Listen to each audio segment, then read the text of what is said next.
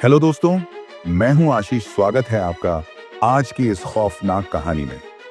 कहानी शुरू करने से पहले चैनल को जरूर सब्सक्राइब कर लीजिए ताकि आप कोई भी सच्ची और डरावनी कहानी मिस ना करें।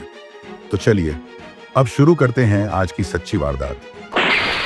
22 अगस्त 2022 को एक मोबाइल फोन में रिकॉर्ड की गई 12 सेकंड की यह वीडियो क्लिप पहली नजर में किसी आम कपल व्लॉग जैसी लगती है। हंसी मजाक, मुस्काने और एक प्यारा सा पल। लेकिन हकीकत में यह वीडियो उस झूठे प्यार और बनावटी अपनापन का जीता जागता सबूत है जो सामने होते हुए भी इंसान को कभी समझ नहीं आता।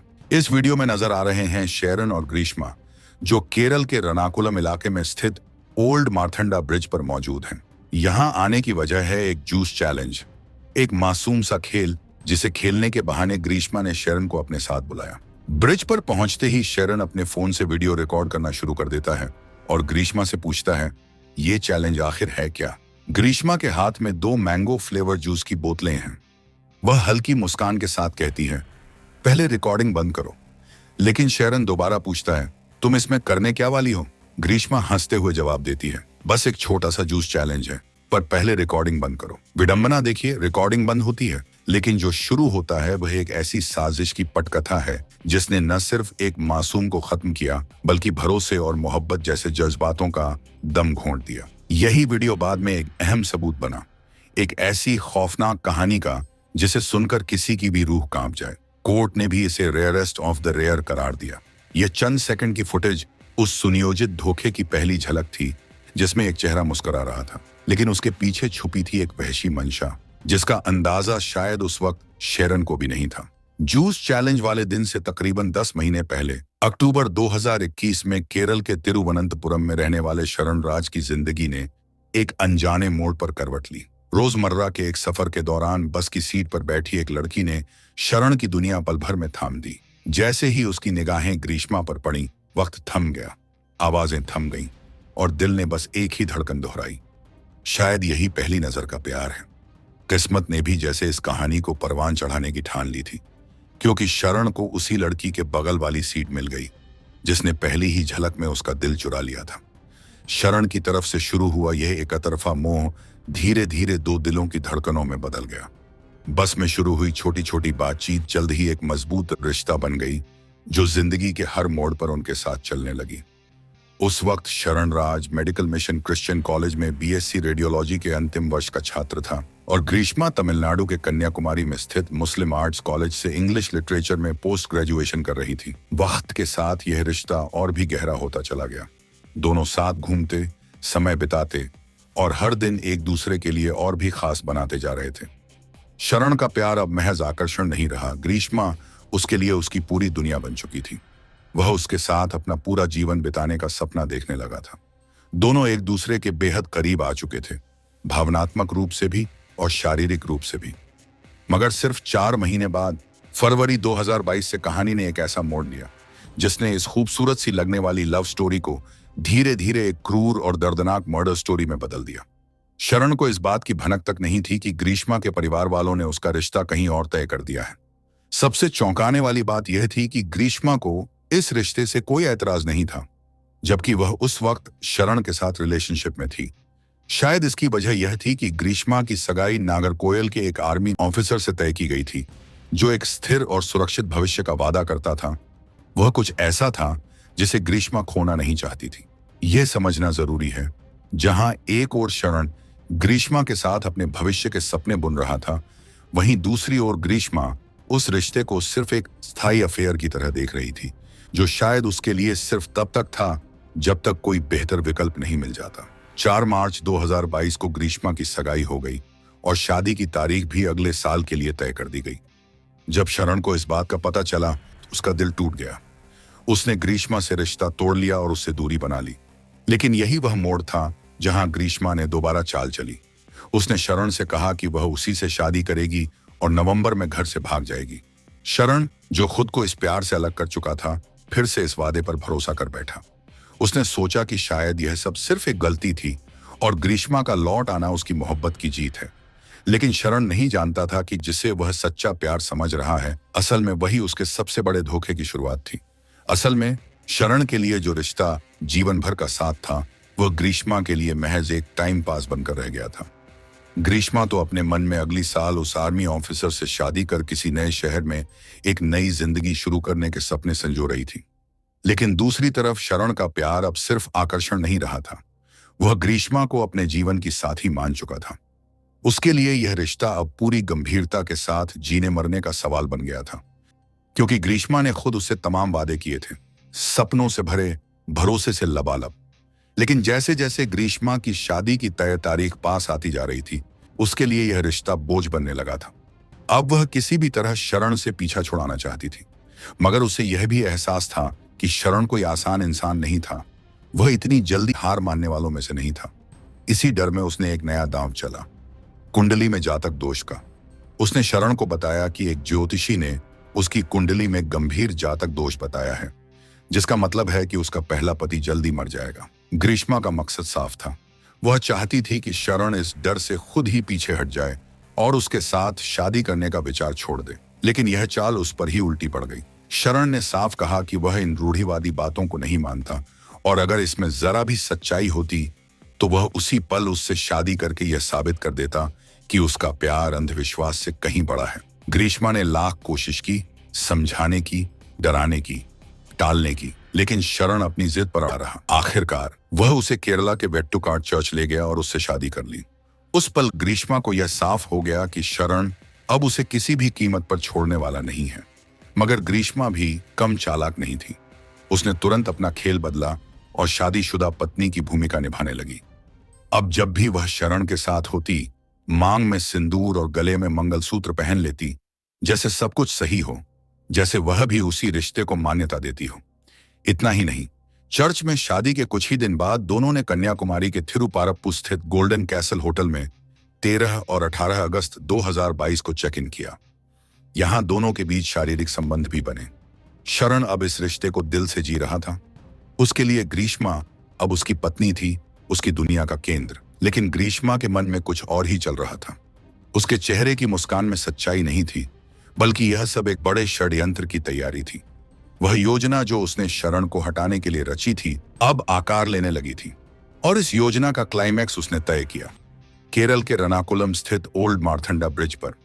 यही वह जगह थी जहां वह शरण को जूस चैलेंज के बहाने लेकर आई थी। शरण को लगा कि यह महज एक मस्ती भरा कपल मोमेंट है, जिसे वह अपने फोन में रिकॉर्ड करने लगा। लेकिन ग्रीष्मा को यह बिल्कुल भी पसंद नहीं आया, क्योंकि जिन 2 मैंगो फ्लेवर जूस की बोतलें वह हाथ में पकड़े थी, उनमें से एक में उसने पहले से ही 50 पैरासिटामोल टैबलेट्स मिला रखी थी। यह खेल अब खतरनाक मोड़ पर आ चुका था। अगर आप इस वीडियो क्लिप को ध्यान से देखेंगे तो एक बेहद अहम बात आपकी नजरों से नहीं छूटेगी। ग्रीष्मा के हाथ में जो जूस की बोतल है, उसकी कैप पूरी तरह सील्ड नहीं है। इसकी वजह साफ है, वो पहले ही उस बोतल को खोल चुकी थी ताकि उसमें टैबलेट्स मिला सके। वहीं दूसरी बोतल जो उसने खुद के लिए रखी थी, वह पूरी तरह से सील पैक थी। यही कारण था कि वीडियो शुरू होते ही वह बोतल खोलने के लिए 2 बार कोशिश करती दिखाई दी। कैमरे की रिकॉर्डिंग में ग्रीष्मा के चेहरे पर जो तनाव झलकता है, वो उसके होठों की नकली मुस्कुराहट से ढका हुआ नजर आता है।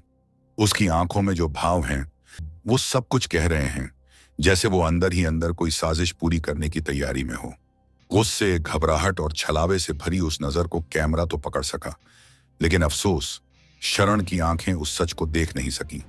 जैसे ही ग्रीष्मा ने उसे जूस पीने को कहा, शरण ने जैसे ही पहला घूंट लिया, उसे अजीब सा कड़वा स्वाद महसूस हुआ और उसने तुरंत वह घूंट थूक दिया। ये देखकर ग्रीष्मा पूरी तरह बौखला गई, क्योंकि उसका सोचना था कि आम के मीठे स्वाद में टैबलेट्स की कड़वाहट छुप जाएगी। लेकिन जब ऐसा नहीं हुआ तो उसने तुरंत दोनों जूस की बोतलें यह कहते हुए फेंक दी कि शायद जूस ही खराब है।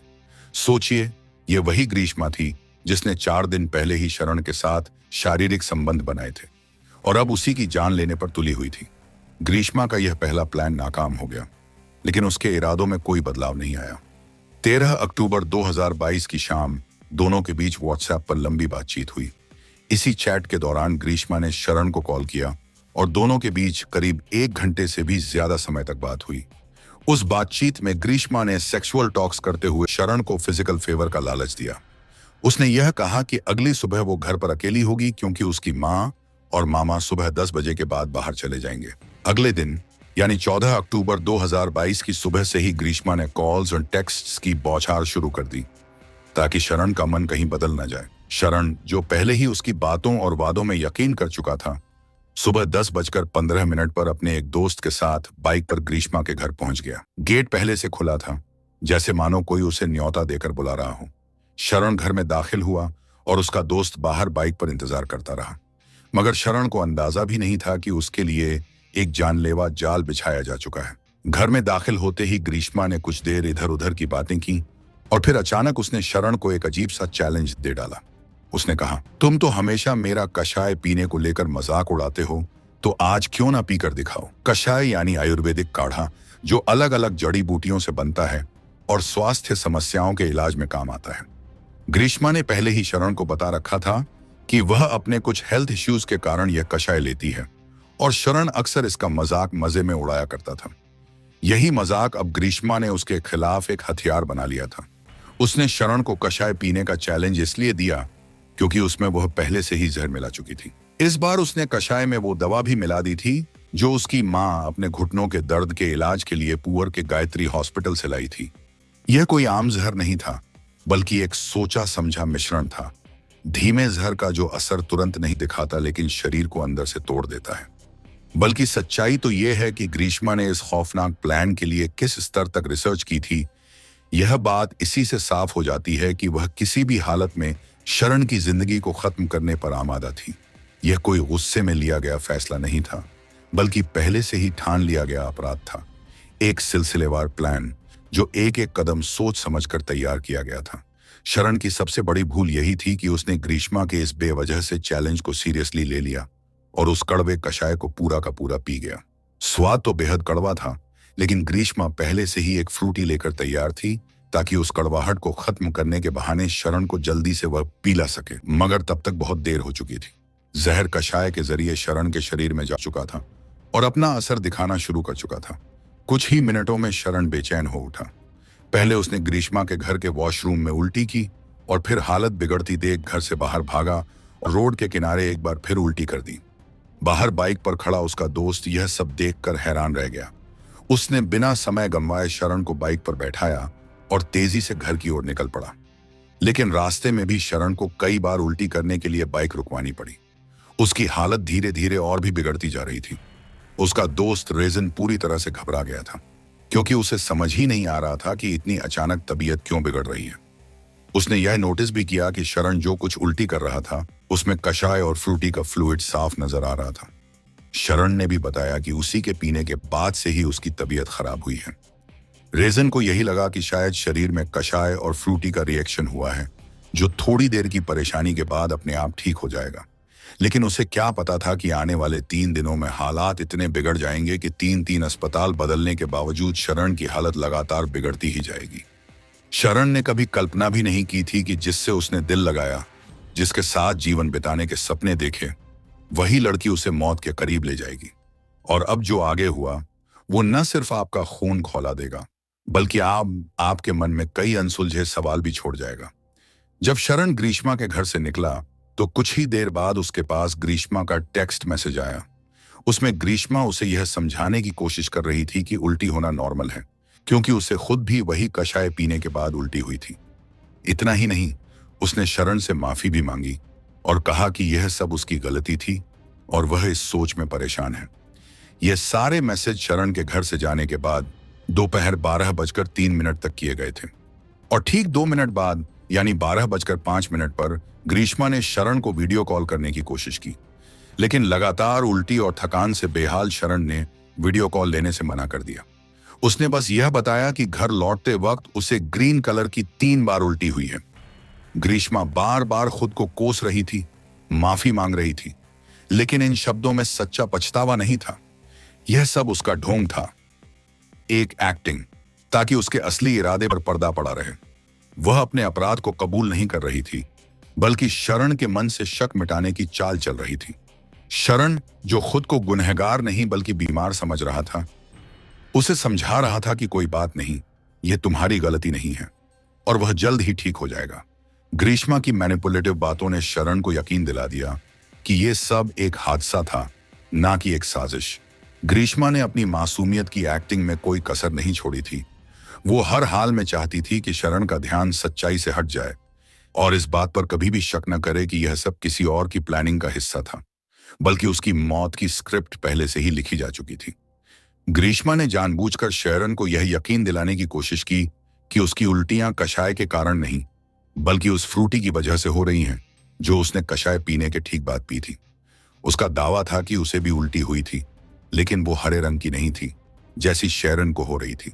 यह सब ग्रीष्मा ने शेरन का ध्यान भटकाने और लक्षणों को मामूली दिखाने की एक सोची समझी चाल थी, जिससे इलाज में देरी हो और उसकी हालत और बिगड़ जाए।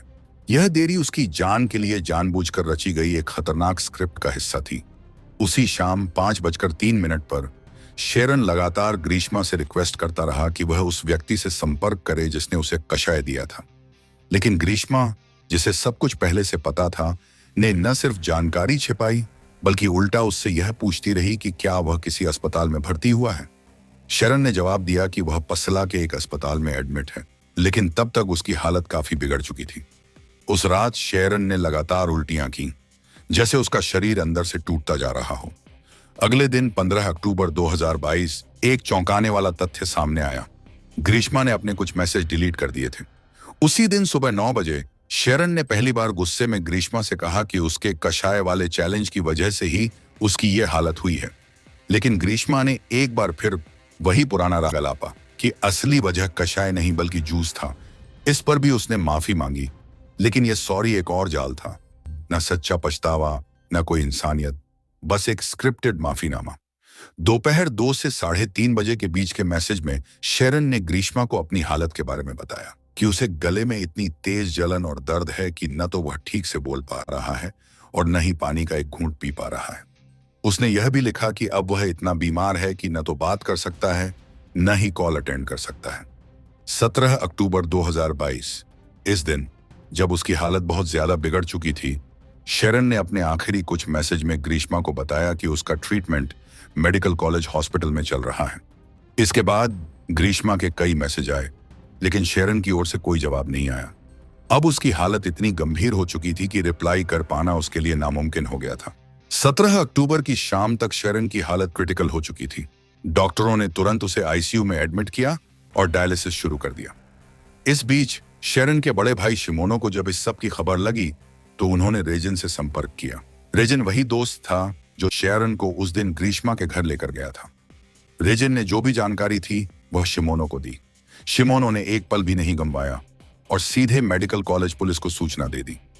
2 दिन बाद यानी 20 अक्टूबर 2022 की शाम 7:01 पर जुडिशियल फर्स्ट क्लास मजिस्ट्रेट के सामने शेरन का स्टेटमेंट रिकॉर्ड किया गया। दुर्भाग्यवश यह स्टेटमेंट ही उसका डाइंग डिक्लेरेशन बन गया।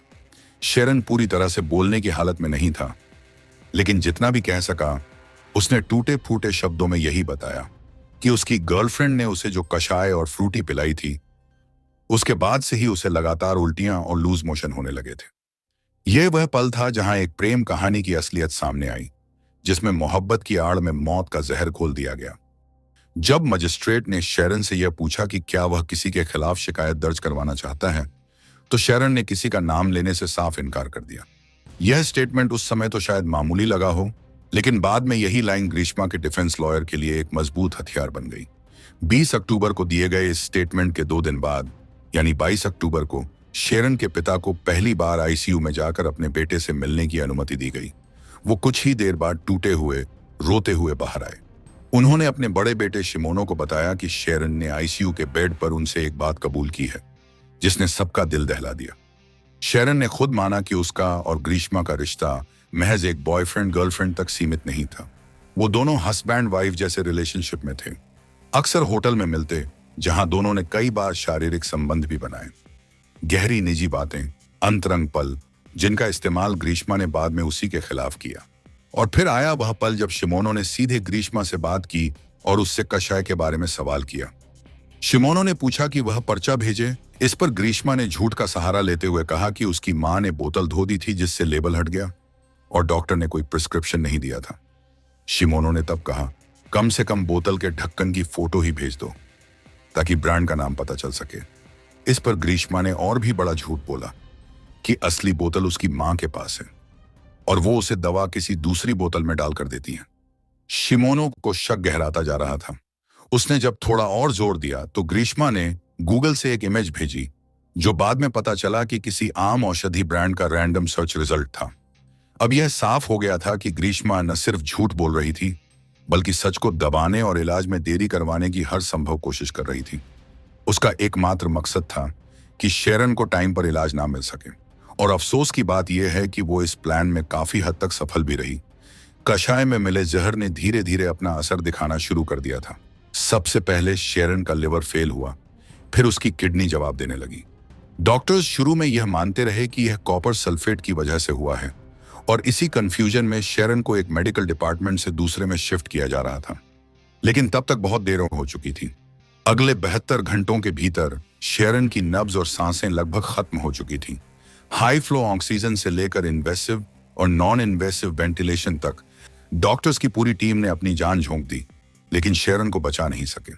उनका हर प्रयास, हर कोशिश नाकाम होती चली गई, और आखिरकार 11 दिनों तक चले बेहद तकलीफदेह इलाज के बाद 25 अक्टूबर 2022 की शाम 5:05 पर मल्टीपल ऑर्गन फेलियर और कार्डियक अरेस्ट की वजह से शेरन ने दम तोड़ दिया। ये 11 दिन शेरन के लिए किसी नरक से कम नहीं थे। वह न कुछ खा पा रहा था, न पी पा रहा था। उसकी हालत इतनी खराब हो गई थी कि एक बूंद पानी भी उसके गले से नीचे नहीं उतर रही थी। यह सिर्फ शारीरिक दर्द नहीं था, एक जीते जागते इंसान का हर पल तिल तिल कर मरना था। 26 अक्टूबर 2022 को अगले ही दिन उसके बड़े भाई शिमोनो ने स्टेशन में अपना स्टेटमेंट रिकॉर्ड करवाया और एफआईआर दर्ज की गई। इसके साथ ही शेरन की डेड बॉडी को पोस्टमार्टम के लिए भेजा गया। अब पुलिस के सामने सबसे बड़ा चैलेंज था, क्योंकि इस मामले में कोई आई विटनेस नहीं था, और जो भी सबूत थे वे सब सर्कमस्टेंशियल यानी परिस्थितिजन्य थे, यानी सिर्फ अनुमान के आधार पर बने। 5 दिन बाद यानी 31 अक्टूबर 2022 को पुलिस ने ग्रीष्मा को पूछताछ के लिए समन भेजा। लेकिन यह इंटरोगेशन उतना सीधा नहीं था जितना लग रहा था, क्योंकि अब शुरू होने वाला था ग्रीष्मा के झूठ और ड्रामे का नया अध्याय।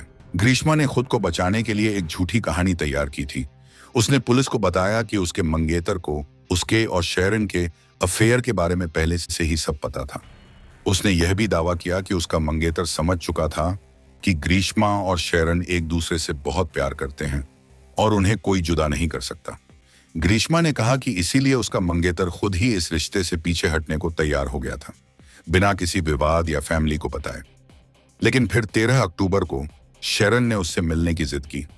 ग्रीष्मा ने बार बार मना किया, लेकिन 14 अक्टूबर को शेरन उसके घर पहुंच ही गया।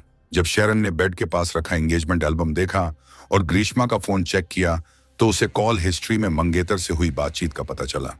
इससे वह भड़क गया और गुस्से में ग्रीष्मा पर हाथ भी उठा दिया। ग्रीष्मा ने कहा कि उसने शेरन को बहुत समझाया, लेकिन जैसे ही वो वॉशरूम में गई, शेरन ने बेड के पास रखी वो दवा पी ली, जो दरअसल उसकी मां के लिए तैयार की गई थी। यानी ग्रीष्मा के मुताबिक शेरन ने जानबूझकर खुद जहर पिया, उसे किसी ने जहर नहीं दिया। लेकिन ग्रीष्मा का झूठ यहीं नहीं रुका। थाने में पूछताछ के दौरान ग्रीष्मा ने एक और नाटक किया। उसने पुलिस स्टेशन में रखे टॉयलेट क्लीनर को पीने का ढोंग किया, ताकि वह अपने खिलाफ बन रहे केस से बच सके। पुलिस ने तुरंत उसे हॉस्पिटल में भर्ती करवाया, लेकिन जब डॉक्टर्स ने जांच की तो पाया कि यह सब बस ड्रामा था। उसे उसी दिन डिस्चार्ज कर दिया गया। अब मामला साफ हो चुका था। ग्रीष्मा सिर्फ झूठ बोल रही थी, एक नहीं बार बार, और हर बार एक नई कहानी गढ़कर। लेकिन झूठ कब तक छुप सकता है? जैसे ही पुलिस ने इन्वेस्टिगेशन में जुटाए गए डिजिटल एविडेंसेस, जैसे call records, chats, text messages और इंटरनेट सर्च हिस्ट्री ग्रीष्मा के सामने रखे, उसकी हालत देखने लायक थी। उसका चेहरा पीला पड़ गया, हाथ कांपने लगे और हवाइयां उड़ गईं। ज्यादा देर तक वो दबाव नहीं झेल पाई और आखिरकार उसने अपना गुनाह कबूल कर लिया। लेकिन कहानी यहां खत्म नहीं होती थी। जैसे जैसे जांच आगे बढ़ी, पुलिस ने सिर्फ ग्रीष्मा को ही नहीं बल्कि उसकी मां और उसके अंकल निर्मला कुमारन नायर को भी गिरफ्तार कर लिया। ग्रीष्मा की मां की गिरफ्तारी की वजह बेहद चौंकाने वाली थी। शेरन के पिता ने पुलिस को एक कंप्लेंट दी थी कि ग्रीष्मा की मां इस साजिश में बराबर की हिस्सेदार है। कारण, ज्योतिष के अनुसार ग्रीष्मा की कुंडली में जातक दोष था, जिसका मतलब था कि उसके पहले पति की मृत्यु निश्चित है। इस दोष से मुक्ति पाने के लिए उन्होंने शेरन को शादी के झूठे जाल में फंसाया और फिर उसे मरवा दिया। वहीं ग्रीष्मा का अंकल निर्मला कुमारन नायर, जो कि एक एग्रीकल्चरिस्ट थे, उन्हें सबूत मिटाने के जुर्म में गिरफ्तार किया गया। जब कोर्ट में ट्रायल शुरू हुआ तो यह केस प्रोसिक्यूशन के लिए एक बहुत बड़ी चुनौती बन गया। वजह, इसमें कोई प्रत्यक्षदर्शी और आई विटनेस, सारा केस परिस्थितिजन्य, वैज्ञानिक और डिजिटल सबूतों पर आधारित था। अदालत को यह यकीन दिलाना कि शेरन का मर्डर उसकी गर्लफ्रेंड ग्रीष्मा ने इसलिए किया ताकि वह किसी और से शादी कर सके, आसान नहीं था। इसमें पुलिस की भूमिका सबसे अहम रही। उन्होंने ग्रीष्मा की डिलीट की गई व्हाट्सएप चैट्स और कॉल रिकॉर्ड्स रिकवर किए, जिनसे यह बात सामने आई कि 13 अक्टूबर को ग्रीष्मा ने कॉल और टेक्स्ट में शेरन को सेक्सुअल फेवर का लालच देकर 14 अक्टूबर को घर बुलाया था। इतना ही नहीं, पुलिस ने ग्रीष्मा की गूगल क्रोम सर्च हिस्ट्री को भी खंगाला, जिसमें एक सनसनीखेज सबूत मिला। 22 अगस्त 2022 को उसने जूस चैलेंज के नाम पर शेरन को पैरासिटामोल की हाई डोज देने की योजना बनाई थी। उसी दिन ग्रीष्मा ने 23 बार गूगल पर paracetamol overdose, toxicity, organ poisoning और सिम्पटम्स ऑफ लिवर फेलियर जैसे टॉपिक्स को सर्च किया था। यह साबित करता था कि यह एक प्लान्ड मर्डर था, पहले से सोच समझकर किया गया। लेकिन सबसे भयानक और चौंकाने वाला खुलासा हुआ शेरन की पोस्टमार्टम रिपोर्ट से। इस रिपोर्ट ने यह साफ कर दिया कि शेरन की मौत कोई आम जहर खाने से नहीं हुई थी, बल्कि एक बहुत ही खतरनाक और जानलेवा कोरोसिव पॉइजन के कारण हुई थी, जिसने उसके लिवर, किडनी और फेफड़ों तक को जला डाला।